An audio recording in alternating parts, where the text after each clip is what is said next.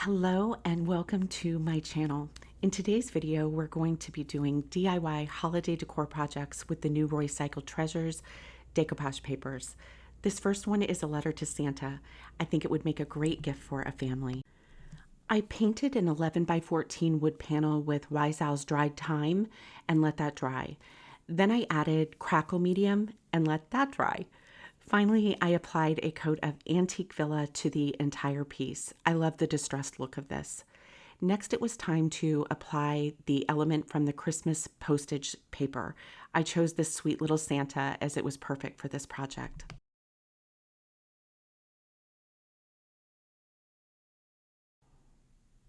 Once that was decoupaged, I sealed the entire piece with Roycycled's 1 Hour Enamel Clear Coat in Matte. I'm using the stamps from the letterpress and Apothecary by IOD for this project. I started by stamping the Santa's address. It's on the internet. Did you know that? I stamped Kris Kringle because Santa Claus really didn't fit, and I just did the entire thing, and I think it looks like a sweet little postcard. I used Stays On ink in brown.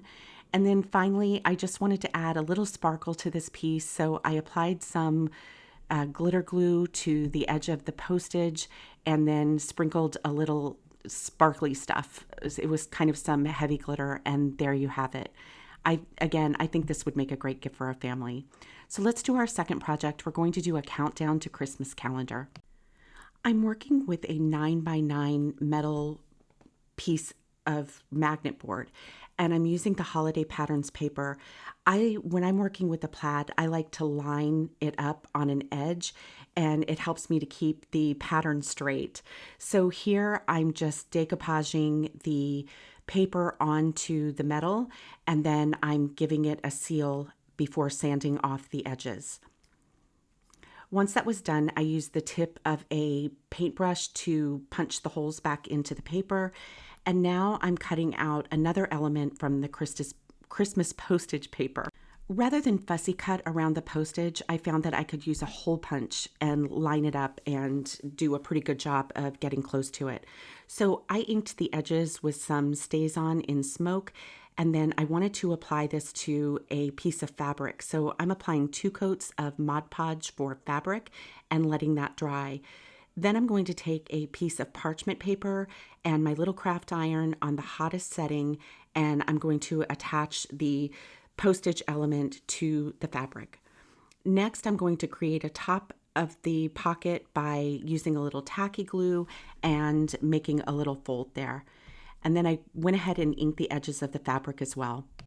I chose a quote from the Christmas journal paper and decided that I would just cut that into smaller bits, and I decoupaged that onto a piece of cardstock and cut each of those little pieces out. I then inked the edges of that as well, each of the little elements of the words, and then I attached it to an adhesive backed magnet. And so cut those out, and then it was easy to apply to the board. For the pocket, I used double-sided tape, leaving the top open, and then you can see I was able to just arrange this sweet little quote on the side of the board.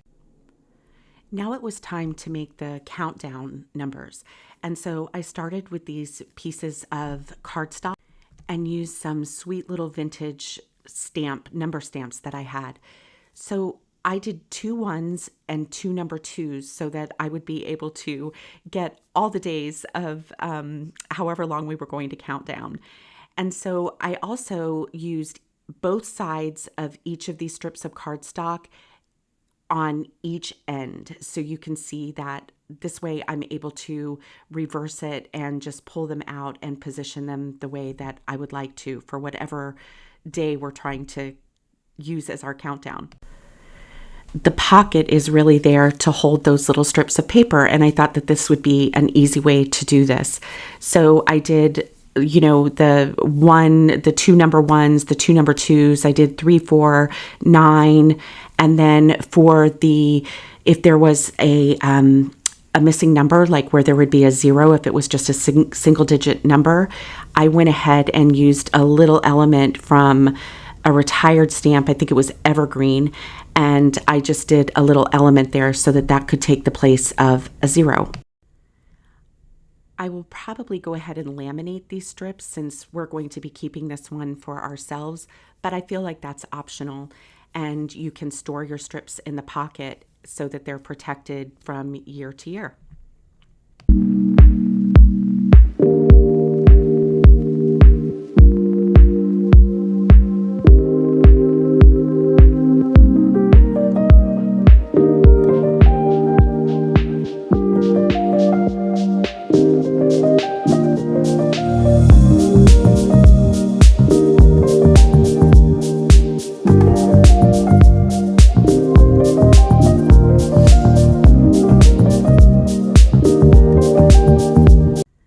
I'm going to be displaying this on a refrigerator, so I put 4 of those little adhesive magnets on the back. Next, I used some more double-sided tape, and I had this pretty velvet ribbon that I attached to the top of the pocket as well as, and used it as a hanger. Finally, I had a little wooden snowflake. I felt like it needed something in that right corner. I used the magnet adhesive and filled in the center with a bead. And there you have it. I think it's a sweet little countdown calendar, and I hope you'll be inspired to try it. Our final project is this beautiful little door hanger using the tattered tapestry paper by Roycycled Treasures. The hardest part was choosing which side I was going to use, but I had this cut out from Hobby Lobby, and because it was unfinished, I sealed it first. Then I misted my paper because it is a large element and I wanted to give it a little stretch. And now I'm applying my decoupage medium to one side and using my plastic wrap to smooth it down. This really helps me avoid any wrinkles in the paper. And I did one side at a time and then turned it over and did the other side. I sealed it, and then again with my 1 hour enamel clear coat in matte. And then once that was done, I thought it was important to cut just a few little snips before I sanded off the edges. Next, it was time to decorate the unfinished pieces. So I started out by painting 2 coats of Wise Owl's chalk synthesis paint in iron oxide. And then I'm using this medical tape. It's called pour tape, and it's great for delicate surfaces. I also mixed up some Posh Chalk pigment infuser with Byzantine gold and set that aside. I'm using Posh Chalk's flexible paste to stencil a design onto the unfinished edges where it's been painted. And I used a different stencil for each element. Once that was done, I painted out all the flexible paste in the iron oxide paint before using the Byzantine gold to apply to those areas. Then I peeled the tape, and I loved it. And I used that Byzantine gold around all edges of the ornament as well. I filled in that little strip with an artist brush and cleaned that up a little bit. And then I wanted to really bring out that center medallion. So I used the Byzantine gold again, and with a small art brush, I just outlined it. I love how that turned out. And then to bring it out even further, I used diamond glaze. I just filled it in kind of like royal icing where you flood it, and now that center medallion really pops. I had these 3 little bells on some jute, and I decided to just get a little bit of that Byzantine gold on them to make sure that they would blend in with the project. I removed the rope, and instead I used this pretty velvet ribbon that I had on the edges and then on the bells.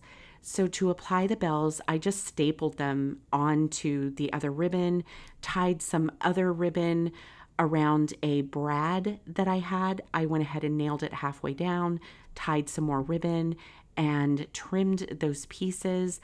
And I really love this as a finishing touch for this project. I hope you do too. Once that ribbon was in place, I was able to just finish nailing it in, and now we have this beautiful door hanger. I so hope that you enjoyed these projects and that you'll be inspired to create them yourself. Let me know if you do.